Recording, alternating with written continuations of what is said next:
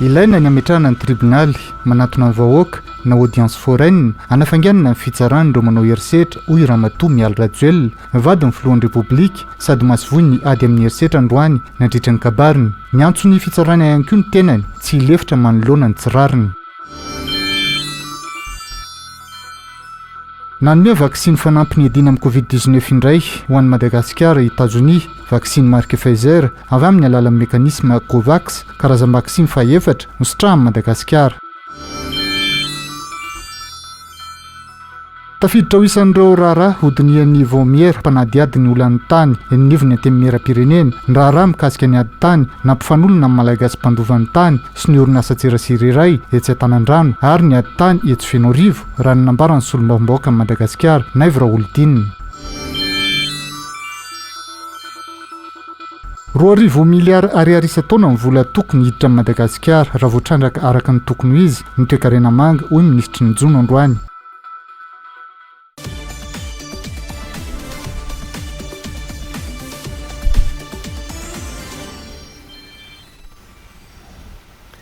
Miaraba tompoko lahy, miaraba tompoko vavy, falita faraka aminao indray anatin'izao fiva événement amin'ny aliny 20 novembre zao hanampanazana tanteraka no anasana ianareo hanaraka ny fotoanantsika hatramin'ny farany 20 novembre andro raisam-pirenena iadina amin'ny herisetra atao amin'ny vehivavy miavotsy lavitsy ny herisetra no lohahevitry ny Orange Day tamin'ity taona ity. Nambarany Ramatoa Mialy Rajoelina vadiny filohan'ny repoblika no sady masovoy ny ady amin'ny herisetra androany nandritra ny kabariny fa ilaina ny ametrahana ny tribonaly manatona vahoaka na ny audience foraine anafainganana ny fitsarana ireo izay manao herisetra. Ny antson'ny fitsarana ihany koa Ramatoa Mialy Rajoelina mba tsy lefitra manoloana ny tsirariny andehary arantsika manontolo izay kabariny Ramatoa Mialy Rajoelina vadiny filohan'ny repoblika izay.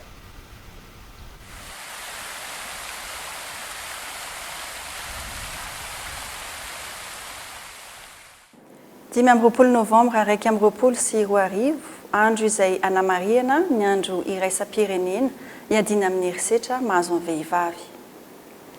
Daty manandanja amintsika vehivavy izany izay anehoana ny firaisan-kina.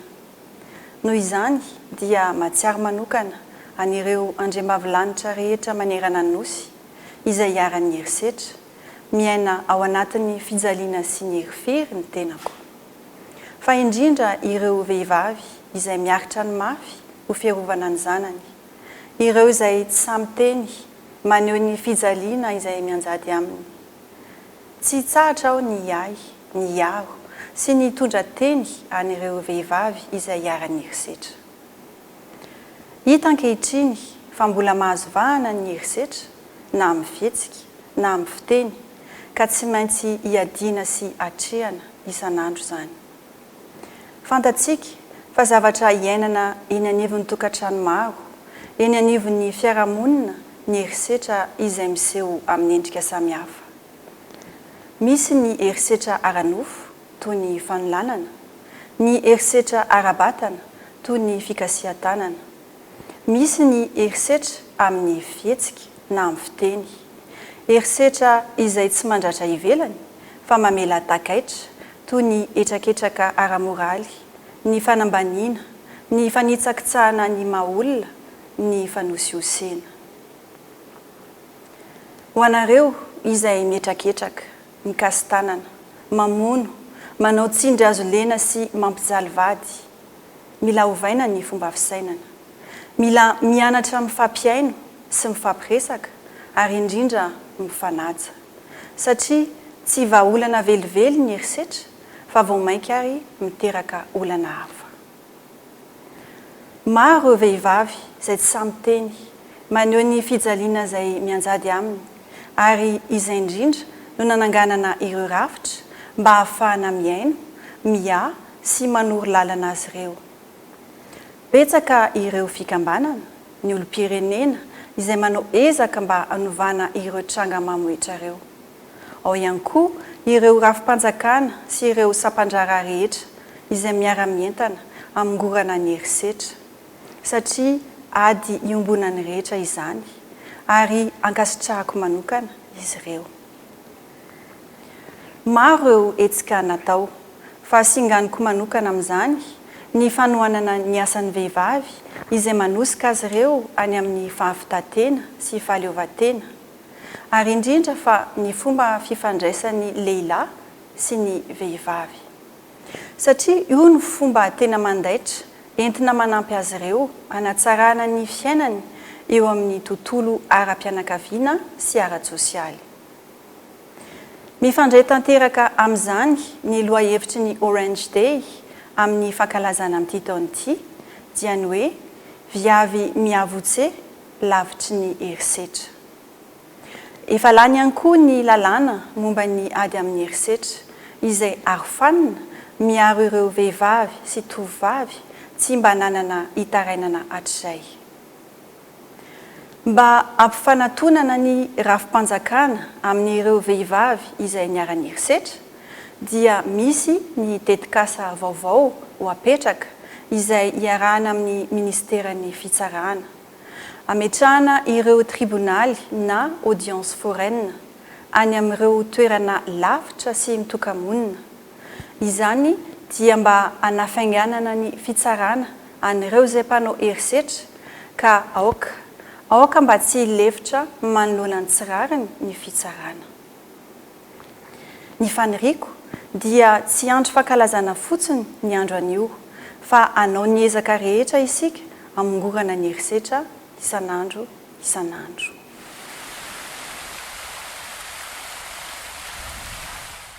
Aok'izay ny herisetra. Araka ny voalazan'ny vadin'ny filohan'ny repoblika dia misy ny tetikasa vaovao hapetraka iarahana amin'ny ministeran'ny fitsarana ametrahana ireo tribonaly na ny audience foraine na ny amin'ireo toerana lavitra sy mitokamonina tanjona ny mba anafanganana ny fitsarana ireo izay mpanao herisetra sy mba ampifanatona ny rafim-panjakana amin'izay vehivavy hiara-ny herisetra. Mitanisa ny dingana vita mikasika amin'izay ady amin'ny herisetra sy momba ny fametrahana ny audience foraine miompana amin'izay ady amin'ny herisetra izay ary ny mpitahirin'ny fitopy panjakana ministry ny fitsarana. Amin'izao andro fankalazana ny ady atao amin'ny herisetra atao amin'ny vehivavy dia voninahitra sy hafaliana ho anay eto amin'ny ministeran'ny fitsarana no mitondra an'izao famelabelarana fohifohy izao.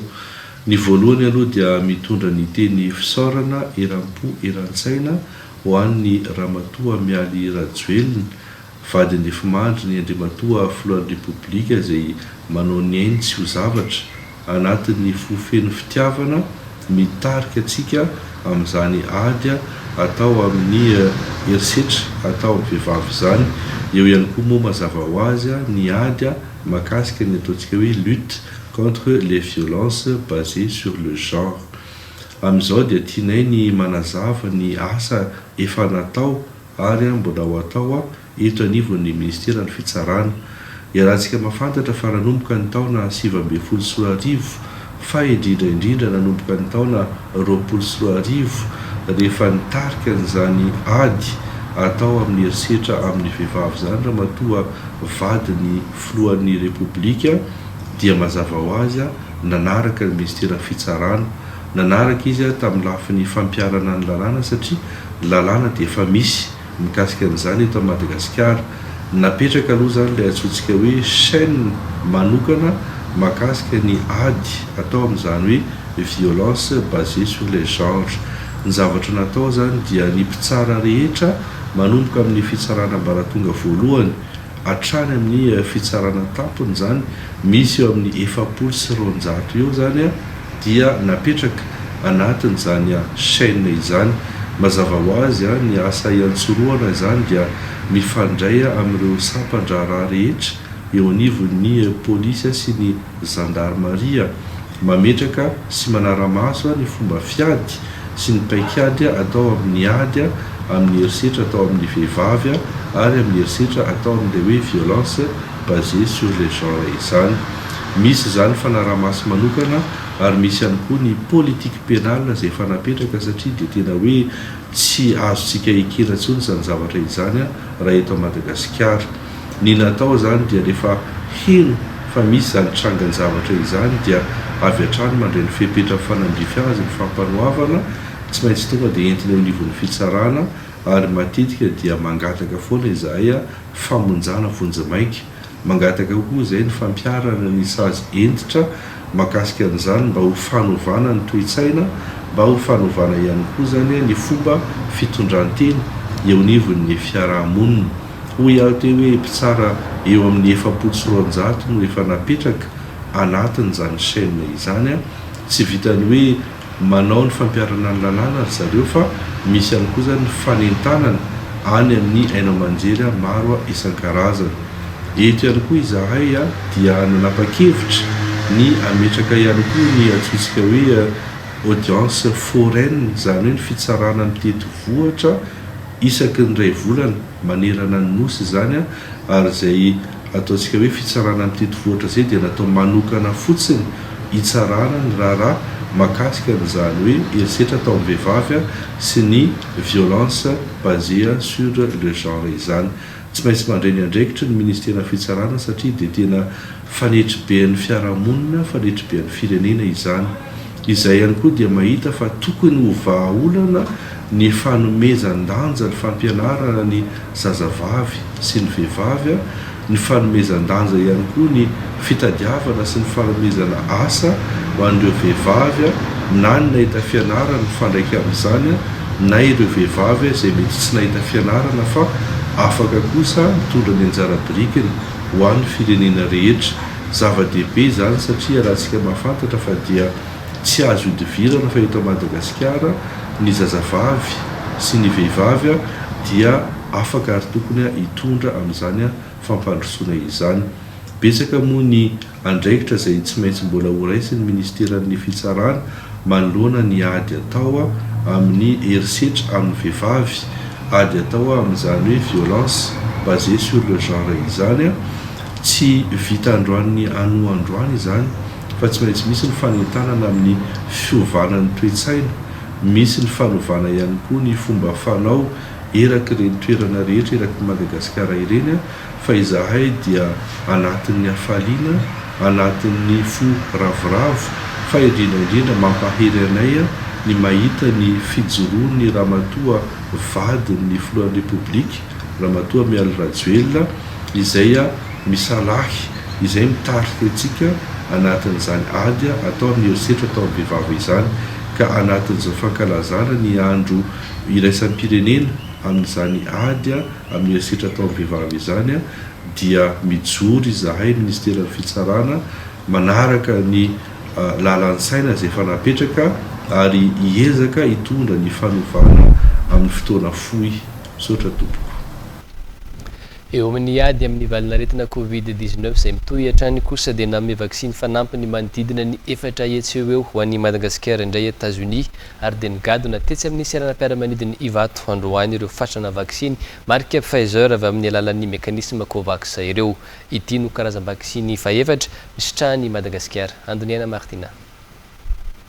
Efa hita eto Madagasikara manomboka izao ny vaksiny Pfizer, vaksiny faefatra noraisy Madagasikara tao anatin'ilay mekanisma Covax izay nosafidiany Madagasikara ihany koa taorian'ny filan-kevitra izay niarahana tamin'ny Académie nationale de médecine de Madagascar na ANAMEM iadina amin'ny valanaretina coronavirus. Miisa 7,707 sy 7 alina sy 3 hetsy ny vaksiny Pfizer izay tonga androany tetsy Ivato nomeny gouvernemanta américaine.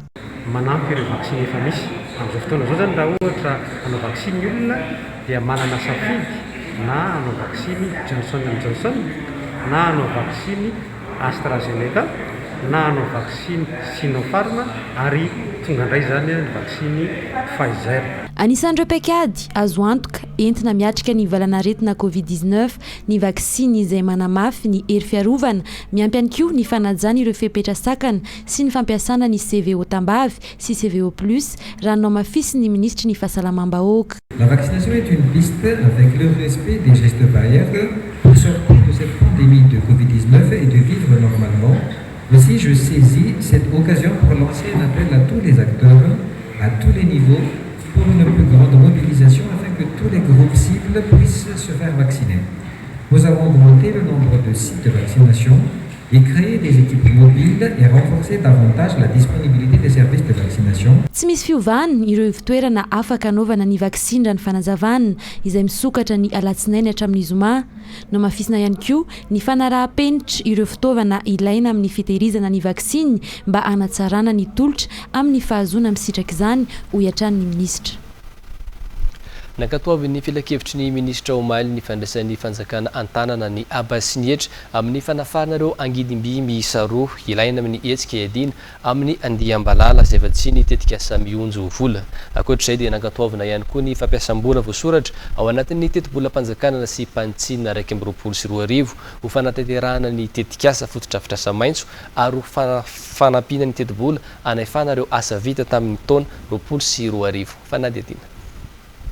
Tafiditra anatin'ny hetsika fiadiana amin'ny Andiambalala 2024 2024 tanterahany tetikasa mionjo eo anivon'ny ministeran'ny tany sy ny fitsinjaram-pahefana amin'ny alalan'ny ministeran'ny fambolena sy ny fiompiana sy ny FAO ary vatsiny ny banky iraisam-pirenena vola nanafatra angidimby miisa roa i Madagasikara ahafahana manotanteraka ireo hetsika sidina anarahamaso sy adina amin'ny Andiambalala. Vinavinaina ho tonga eto Madagasikara androany moa ny iray amin'izy ireo rakasaina ampiasaina mandritry ny enim-bolana eo manomboka ny 17 Novambra. Ny faharoa kosa dia kasaina ampiasaina mandritry ny 5 volana manomboka ny 1 volana Janoary 2024. Tetsy andaniny ministeran'ny tontolo iainana sy ny fampandrosoana Lovainjafy dia miandraikitra ny fanotanterahana amin'ny velorano fahafolo miompana amin'ny fitantanana maharitra ny arena Voajanahary. Noho izany ny ministera dia miantoka ny fampiroboroboana ny tontolo iainana ho fanohitra hatongavana ny fandrosoana maharitra. Manoloana ny fahampitehany arena Voajanahary sy ny fahasimban'ny nofotany noho ny fiovaovan'ny toetrandro indrindra any amin'ny faritra atsimo dia mijery manokana sy akaiky ny faritra atsimo ny fitondram-panjakana nanomboka amin'ny volana May 2024 taorian'ny fivoriam-be-paritra.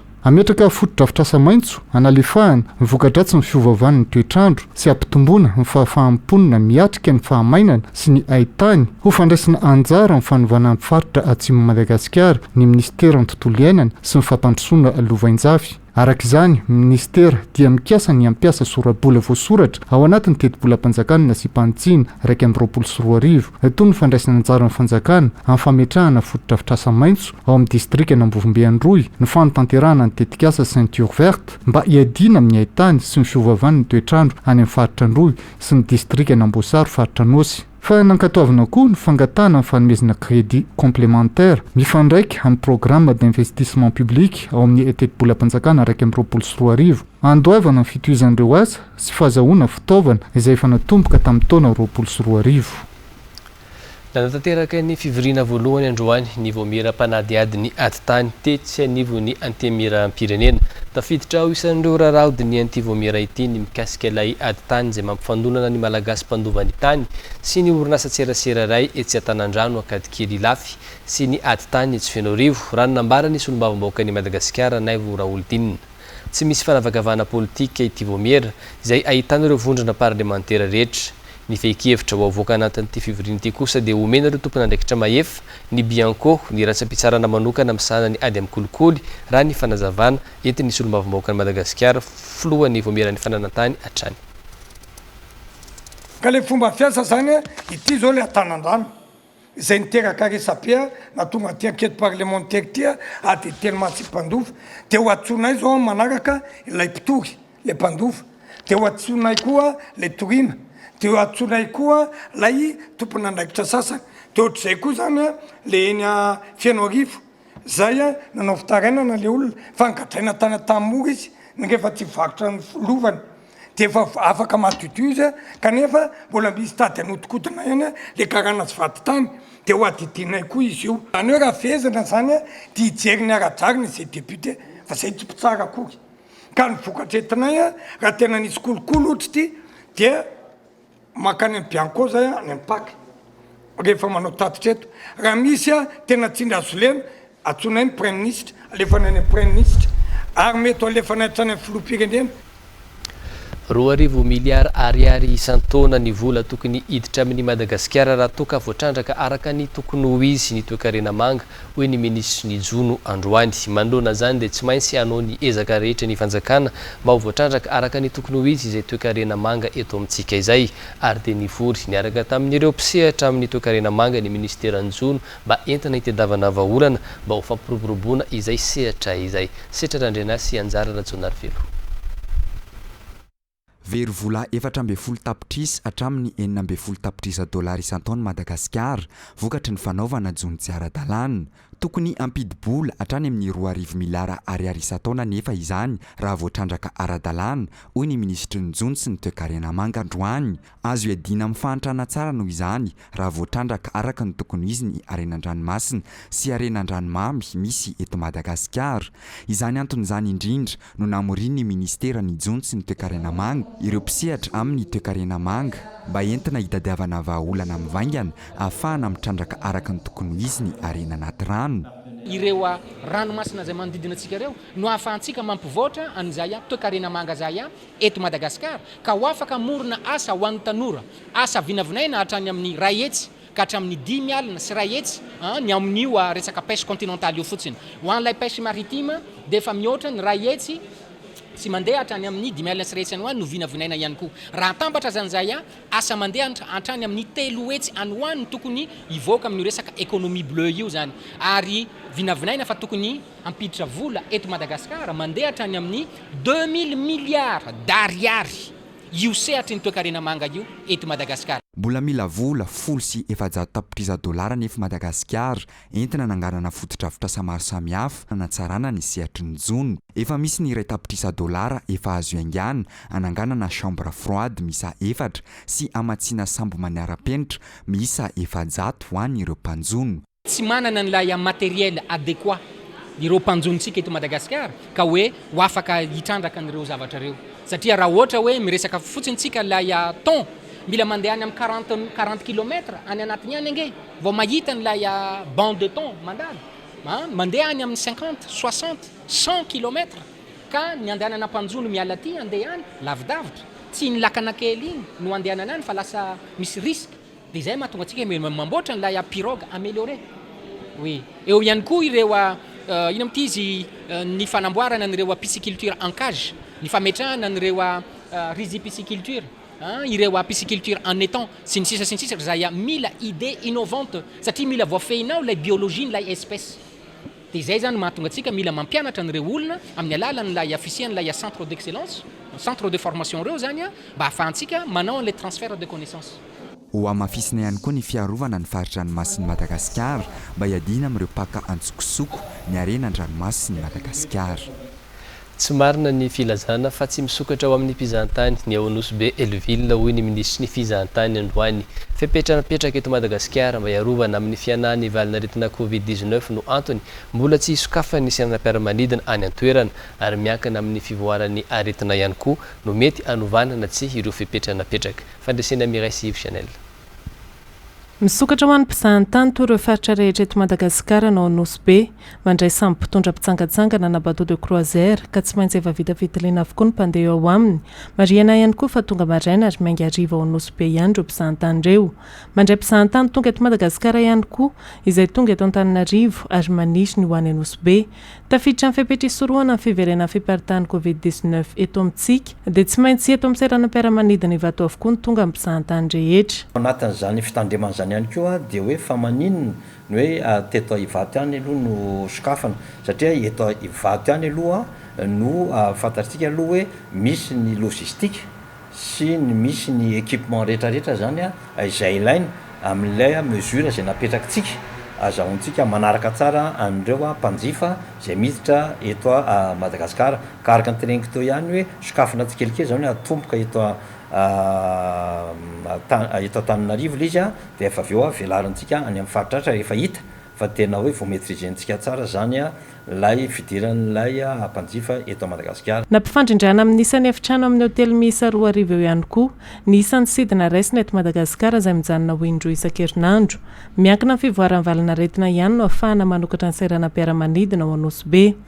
diso no miteny hoe mity tanteraka ny Nosy be hoe tsy afaka ato ale makany amin'ny Nosy be azo de ale mihitsy ny Nosy be fa misy fepetra napetraka ary zay fepetra zay a dia fepetraka mety ivoatra mety isokatra bebe kokoa rehefa hita fa voa maîtrisentsika tsara zany fahatongavandreo mpanjifa voalohany maketo a Madagasikara zany raha miresaka ny Nosy be ihany itsika dia Nosy be nge anisany satria fantatsika tena miaino anatin'ny fizahantany zany raha nanokatra tsika tao anatin'ireny le tena hoe crise tanteraka ireny tamin'ny 2020 Nosy be nge nefa nosokafany Nosy be rery nosokafany nefa moa rehefa nosokafany Nosy be dia hitantsika teo fa voatery nidina ndray satria nitombo ary natahorana lay isan'ny tratran'le Covid-19 tafiditra ao anatin'ny fepetra raisan'ny fitondram-panjakana malagasy amin'ny Covid-19 miato aloha amin'izao ny sidina miazo ny Los Maurice notokanana androany ny fitoeram-pitsaboana akany Rasalama zay tantanan'ny fiangonana FJKM Ambohipotsy Andohalo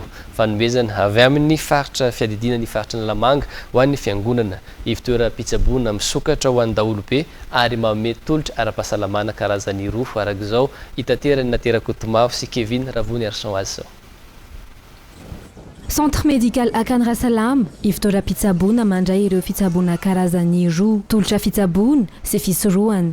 Ao anatin'ny activité curative dia misy ny fitsaboana fototra dia ny fitsaboana ataondreo spécialiste ary ireo fanaraha-maso mandritra ny 2.70 ora raha ela indrindra dia ny faharoa dia ny fisorohana misy ireo fisorohana dia ny consultation prénatale na ny fisafona na ny consultation postnatale na ireo jerena ao aoriana ny fiterahana fanaovana vaksiny ny fanabeazanaizana ary ny fanaraha-maso ny fahasalaman'ny reny sy ny zaza atao ato ihany koa ny visite médicale ho an'izay mila an'izany na olon-dehibe na zaza.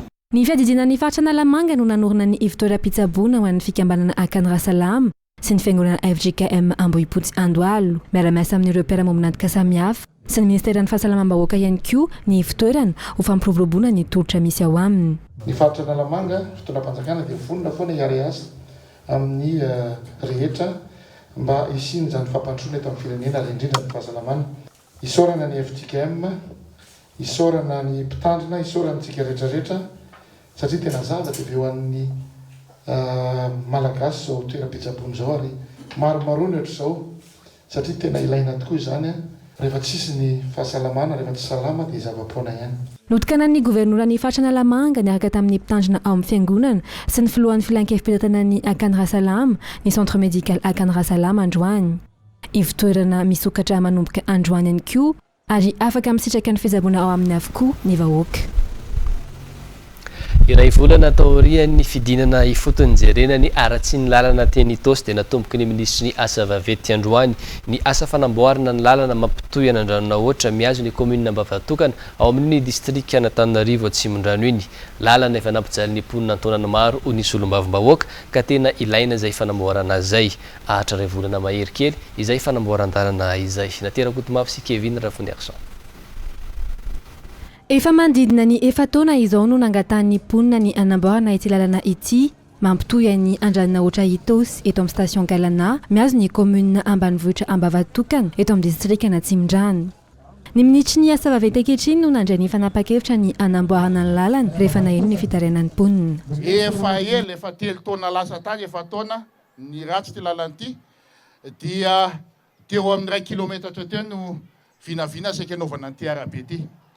Fanidina tety ny ministra vaovao tamin'ny ray volana rapitra 26 oktobra dia natao 2 kilometra 350 ilay lalana 1 kilometra saika natao tamin'izany ka inona moa tsy hafaly anay amin'izany fa dia makasitraka tompoko ho ela fanapahany ianareo ary mbola ho iampy koa zavatra ho ataonareo aty Atsimondrano aty. Lalana mirefy 2,3 sy 300 kilometatra ity amboarana ity.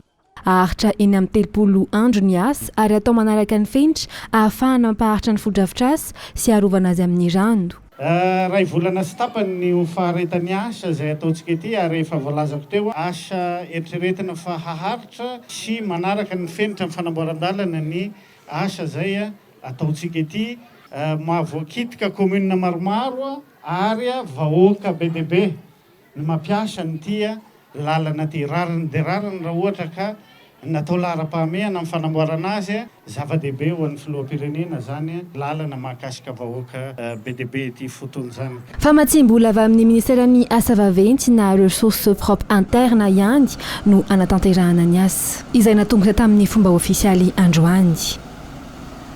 Ny 20 isanjaton'ireo mpianatra misafidy ny fianarana sokajy teknika no miditra amin'ny sehatry ny asa vetrany aorian'ny fahazoan'izy ireo ny diplôman'ny baccalauréat. Manam-pahaizana ireo ankizy mivoaka amin'ny sehatra teknika ireo hoy ny ministry ny fampianarana teknika sy ny fanofanana arakasa ary tafiditra amin'ny fanampiana izy ireo mba hanana asa vetrany ny fisokafan'ny salon de métier et formation professionnelle nanomboka androany tetsy amin'ny LTP Alaroby. Fandresena Miray sy Yves Chanel.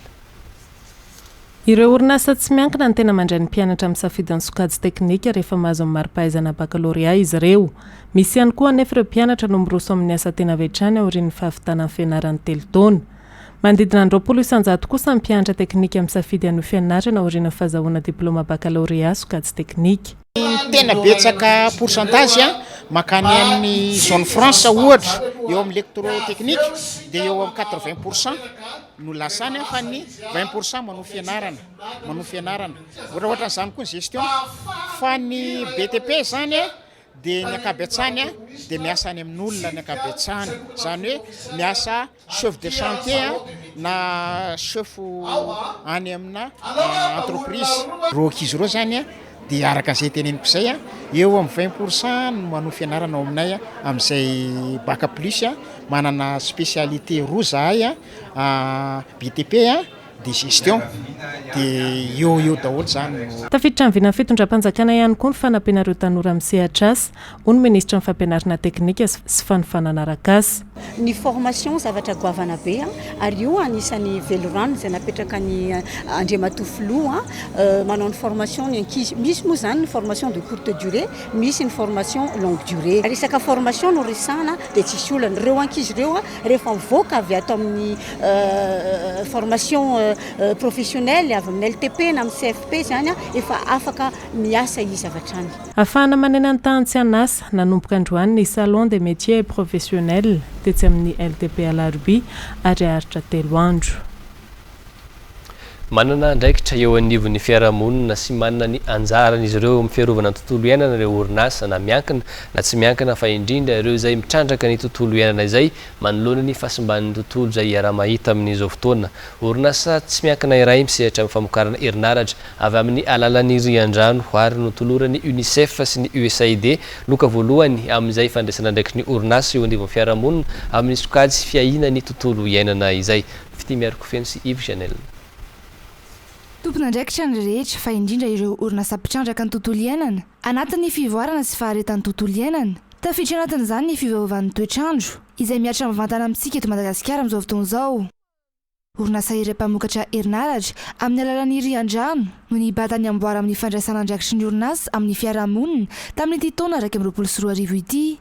Teny amin'ny tanàna Morondava sy Amboasary nametrahana tombony famokarana ka tokantrano miisa 3.7 no mahazo tombony amin'izany. Raha mahafantatra fa ny entona pollution avokatry ny carbone no mahatonga ny dérèglement climatique. Ilay fomba famokarana vaovao zao ihany koa dia natao ampisehoana ny taranaka sy faramandimy fa azo atao tsara ny manao industrie manaja ny tontolo iainana.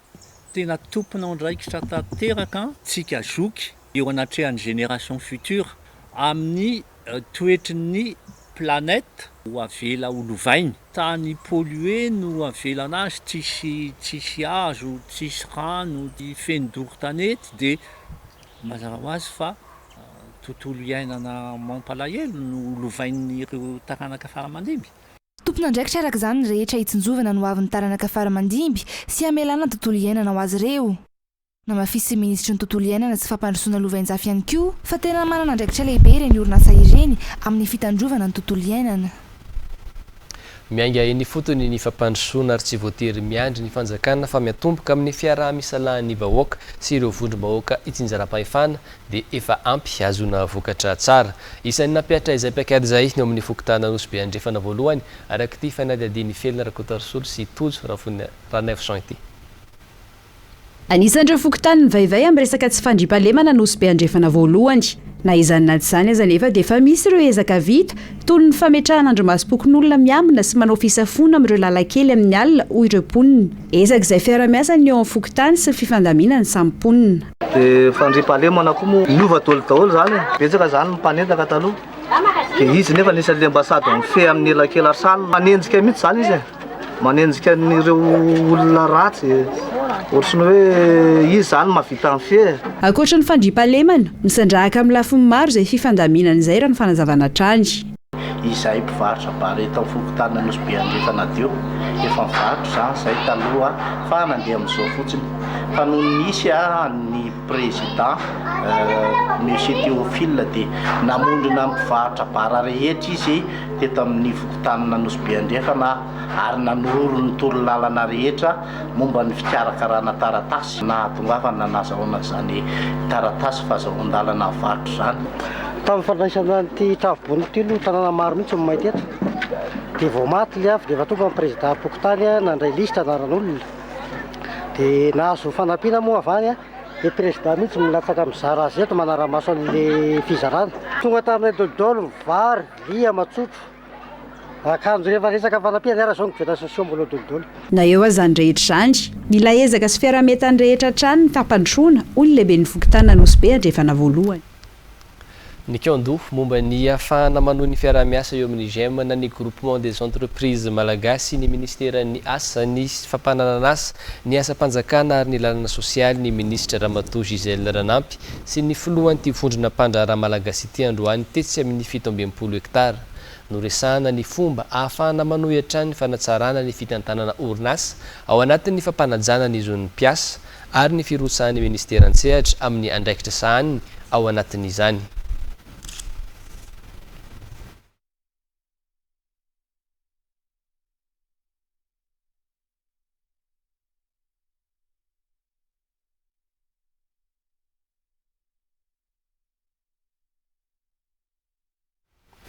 Hotanterahana ny sabotsy ho avy zao kosa ny fifidianana izay ho filohan'ny maintomolalin'ny sekoly mialamiram-pirenena na ny CMIP etsy amin'ny foiben'ny office de transmission militaire etsy Andafiavaratra no anatanterahana izany.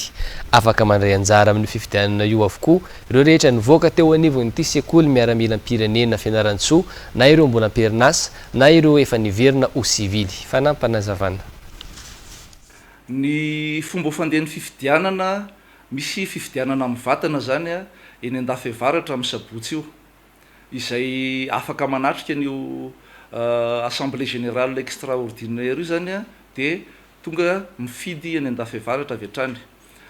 Ireo tsy afaka zany noho ny antony samihafa na tsy eto Antananarivo na tsy eto Madagasikara fa any amin'ny firenena hafa amin'ny fotoana anaovana ny fifidianana dia afaka manao fifidianana à distance.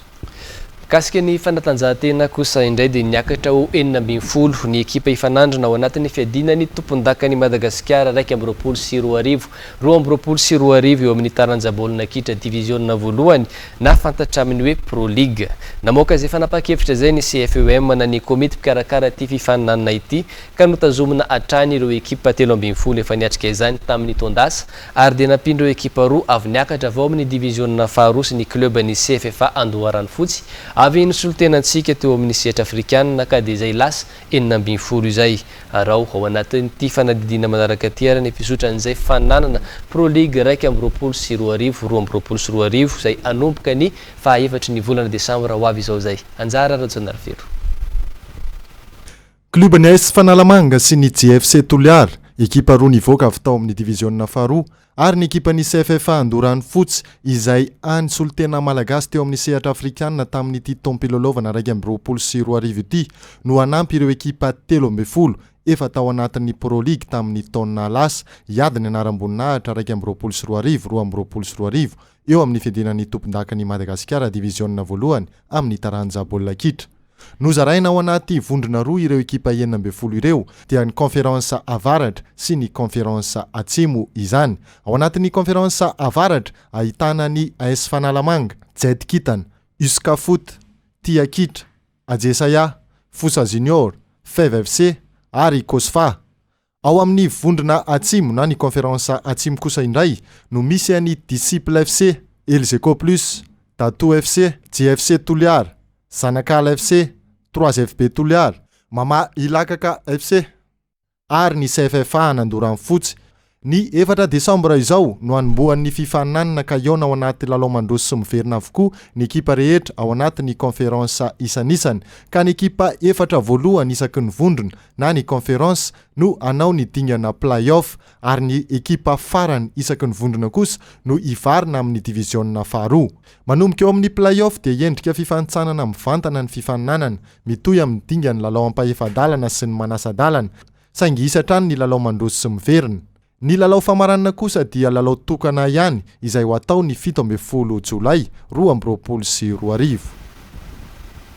Eo amin'ny taranja volleyball kosa indray dia club antondra avy voninaim-pirenena teto anivon'ny Ramasimbe Idianina amin'izay taranja izay ny club ny GNVB na ny ekipa ny gendarmerie nationale. Ity ekipa ity izay nanomboka ny taona 2012 ny foronany dia nandrombaka hatrany fiadinan'ny tompon-dakan'i Madagasikara sokajy lehilahy.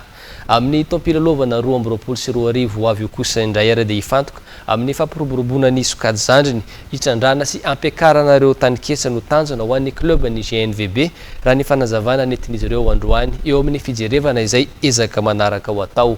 Na izany aza dia tsy adino ary tsy atao ambany zavatra ny fananana Ramasimbe Indianina na ny zone 7 izay atao antsy amin'ny Nosy Maurice izay anomboka amin'ny volana febroary 2020 ho avy izao. Anjara Rajonarvely sy Setra Randrianasy. Club ny GNVB na ny gendarmerie nationale volleyball indraiky ambe folo ny salotra ny anaram-boninahitra tompon-dakan'i Madagasikara ary efa intelo nandrombaka ny amboaran'ny ranomasimbe Indianina na ny zone 7. Ity club ity izay ahitana sokajy rehetra ao anatiny manomboka eo amin'ny sokajy U14 hatramin'ny senior lehilahy. Aty amin'ny 10 taona ny orenany moa dia mbola isy ny fakana ireo taniketsa vaovao. Fantatsika fa raha eo amin'ny sehatra iraisam-pirenena dia ny alavan'ny mpilalao anisan'ny sakana ho atsika. Noho izany dia mitohy ny fandraisana ny taniketsa 10 ka hatramin'ny 19 taona. Ny fankalazana ny 10 taona ny gendarmerie nationale volleyball ity taona ity, ny amboara rehetra natolotra teo amin'ny sehatra nasionaly dia natolotry ny gendarmerie pirenena. Raha ny fankalazana kosa moa ny ivony dia ny 20 Desambra isihetsika eo tanterahana mahakasika izany eo ihany koa ny fanolorana ny andraikitra eo amin'ny filoha ankehitriny sy ny filoha vaovao. Ny fiatrehana ny fiadinany amboaran'ny ranomasimbe Indianina na ny zone 7 atao an'ny Maurice amin'ny volana febroary no miandry ity ekipa tompon-dakan'i Madagasikara teo amin'ny sokajy lehilahy ity. Mbola hijanona amin'ireo mpilalao efa nandrafitra azy hatramin'izay aloha ny fiatrehana izany fifananana iraisam-pirenena izany. Ny miandry antsika amin'ny taona 2020 iny dia ny lalao zone 7 atao any Maurice. Efa miomana ho amin'izany tsika ary maneho fahavononana hiatrika ny lalao sahady. Ho an'ny sehatra zone 7 dia isika atao anatin'ny GNVB no mijanona amin'izao ekipa misy ankehitriny zao. Ireo le ankizy voalaza rentsika teo dia taniketsa. Fa raha ny fiatrehana ny zone 7 dia ireo efa misy ankehitriny fa misy mifanamboarana eo amin'ny fandrafetana ny ekipa. Dia ny vaovao mikasika ny taranja volleyball iny ihany koa no mamarina ny fiarahantsika izao alina izao makasitraka anao tompoko lahy sy tompoko vavy nanaraka hatramin'ny farany izay fotoana ny rahantsika izay manomboka eto kosa indray dia ireo vaovao-miparitra no arahanao ary amin'ny valora sasany dia fity miaraka feno iaraka aminao ao anatin'ny fampalalam-baovao amin'ny fiteny frantsay. Mandrapiana tompoko.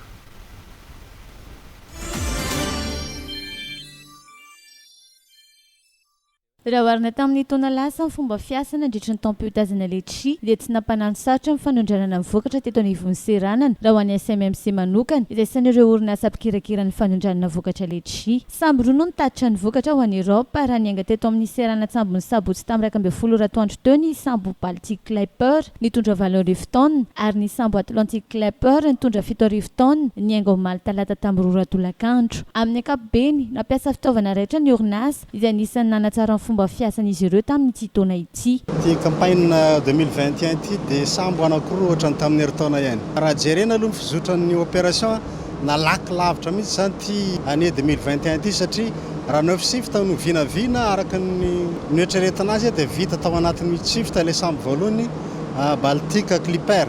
Zany raha niasa zay nanomboka ny 17 dia le 20 9h30 dia vita ny embarquement ny sambo voalohany iny. Zay 5386 palettes zay zany no nentin'le Baltic Clipper. niditra indray ty atletique clipper ty raha jerena performance par rapport ny tamin'ny lasa dia somary ambonimbony lavitra ny tamin'ity satria tamin'ny heritaona zay manao eo 200 palette par équipe par shift eo tamin'ity zany niakatra 300 palette par équipe par shift satria nisy fotoana catégorie vita 1261 palette tsy tonga ho azy zany fa araky ny hitantsika teo zany hatramin'ny voalohany misy matériel vaovao zany ny élévateur niasa teo dia vaovao daholo araka izany aingana amin'ny fampiakarana sy faminon'ny SMMC ny vokatra letchi no ihany koa nafeno ny fatra ny ilaina tamin'ny fitaterana ny vokatra letchi malagasy ny sambo roa nitondra izany Wasi-panamboarana lalam-pirenena fahatelo amby roapolo izay mampitohy ny distrikany Manoro sy distrikany Marilambo. Lalana amin'ny ref 30 kilometatra izay tafiditra anatin'ny fanamby nataon'ny filoha tamin'ireo vahoaka ny faritra Atsinanana. Tonga teny an-toerana nijery ny lalana ny ministry ny asa vaventy ary nijery ny fijalian'ireo mponina eny fotony. Mitety bidy 12 lavitrisa ariary ny anamboarana ity lalana ity ary orinasa efa manana amin'ny fetra rehetra no amita ny asa hatramin'ny farany.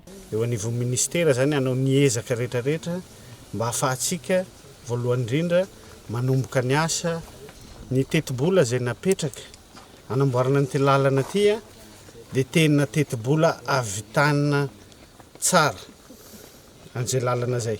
Tsy tara le lalana fa kosa tsy ho lalatany tanteraka isy ny faritra zay tsy maintsy ho atao béton, isy mifaritra izay tsy maintsy ho atao cloutage na ho ararahana vatovato dia isy ihany koa ny faritra zay ho avela atao lalatany fa matanjaka sy vita tsara. Efa ela no niandry izao fanamboaran-dalana mampitohy ny distrika Manoro sy Marilambo izao ireo vahoaka eny an-toerana raha ny fanazavan'ny governoran'ny faritra Atsinanana.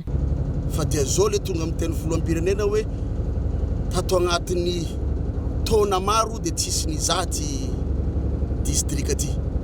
Dia zao zany dia sady ao agnatin'ny fagnatsarana ny Manoro Marilambo tsy ho ela ihany koa ny fanombohan'ny Marilambo an-tany fotsy ka dia faly ny vahoaka ny faritra Atsinanana maregny an'izany vaovao zany. Araka izany mialohan'ny farany taona dia atomboka avy hatrany ny asa.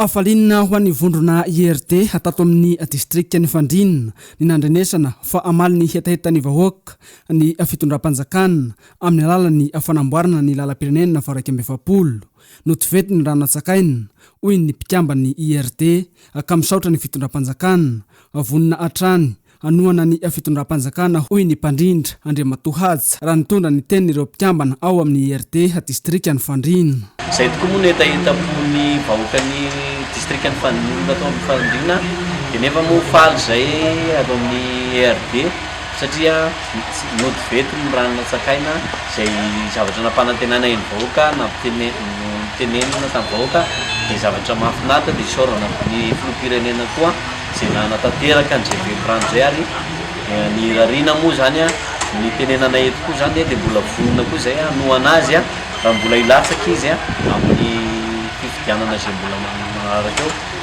Nandritra ny fitsidiana nataon'ny aloholo Madagasikara Andriamatora Solondratsimba Raymond atao amin'ny distrikta ny Fandrinina nihaona tamin'ireo ampentanamo no nanaovan'ny fanambarana fa amboarin'ny fitondram-panjakana ny lalam-pirenena fa 2020.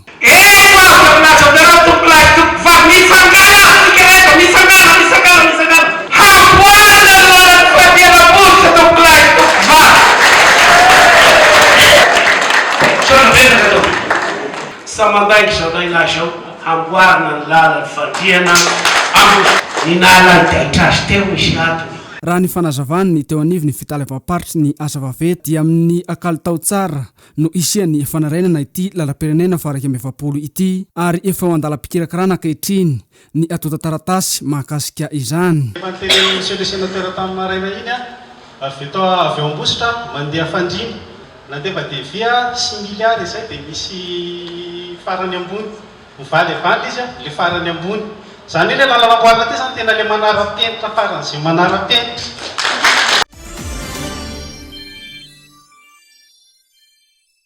velarantany hatelopolo sy telonjato sy efatra arivo sy eninalina sy ray hetsy hektara ato amin'ny faritra Amorony Mania no may hakilany afo avokatry ny atoron-tanety sy ny toroala atao anatin'ny 4 volana 570 sy 700 sy 3 arivo sy ray hetsy hektara nandritra ny volana Aogositra ary 550 sy 700 sy eninalina hektara atao anatin'ny volana Septambra no velarantany may raha ny tady nataony ampamatatra ny tepokafo amin'ny alalan'ny satelita hoy ny ataleparitra ny tontolo iainana sy fampandrosoana lovainjafy raha ny haonina tamin'ny ampentanàna nandritra ny fikaonandoha nampanaovy ny aloholon'ny Madagasikara izay ny fanatrehan'ny pentanàna sy ny talemparitra isatsokaziny atao amin'ny renivohitry ny distrikta Ambatofinandrana ateo amin'ny distrikta Ambatofinandrana no nahitana ny tepokafo na ny faritra manana velarana be indrindra may ny afo tato Amorony Mania volana o 220 570 sy 700 sy 3 arivo sy ray hetsy hektara dia tamin'ny volana Septambra indray 550 sy 700 sy eninalina hektara zay ny faritra may tato Amorony Mania isaky ny tebokafo zany dia fantatra ny hoe firy ny velarana may io dia raha ny kely indrindra zany no hita dia 4 ray hektara ary ny ngeda indrindra zany hoe faritra anankiray may ny afo iny zany polygone anankiray moa ny filazany azy ny ngeda indrindra dia 570 sy 250 hektara dia atao amin'ny commune Amboropotsy zay zany 570 sy 1 hektara 250 ara zany no velarana may zany hoe point de feu anankiray dia io le habean'ny faritra may dia ny teto Ambatofinandrana 320 sy 250 hektara reo commune anankiroa reo zany nisy velarana ngeda indrindra may tao agnatina dorotanety hoe point de feu anankiray iny ny kely indrindra teo Ambositra 4 ray hektara zany ny point kely indrindra tamin'ny 4 ray hektara zany dia efa hitan'ny satelita dia zay zay tarehimarika azoko zaraina fa dia ho hita eo ndraiky io mpazareo koa ny anay ary ny Oktobra sy ny Novambra satria ohatra tena nilelatra koa ty Novambra ty fangeda ny velarana dia sarotra ny fehezana azy ny dahalo manao ny ataony mifagnalavitra ny tanàna amin'ny reto toerana commune maromaro Amboropotsy Mangatabohanky Mandroson'olo dia lakihikoka hamono afo lavitra dia lavitra amina kilometatra maro dia sarosarotra ilaina ny ametrahana ny tribunaly manatona ny vahoaka na audience foraine anafanganana ny fitsarany ireo manao herisetra hoy Ramatoa Mialy Rajoelina vady ny filohan'ny repoblika sady mahasovoy ny ady amin'ny herisetra androany nandritra ny kabariny ny antsony fitsarana ihany koa ny tenany tsy hilefitra manoloana ny tsirariny nanome vaksiny fanampy ny adina amin'ny Covid-19 indray ho an'ny Madagasikara États-Unis vaksiny marque Pfizer avy amin'ny alalan'ny mekanisme Covax karazam-vaksiny faefatra nositrahan'i Madagasikara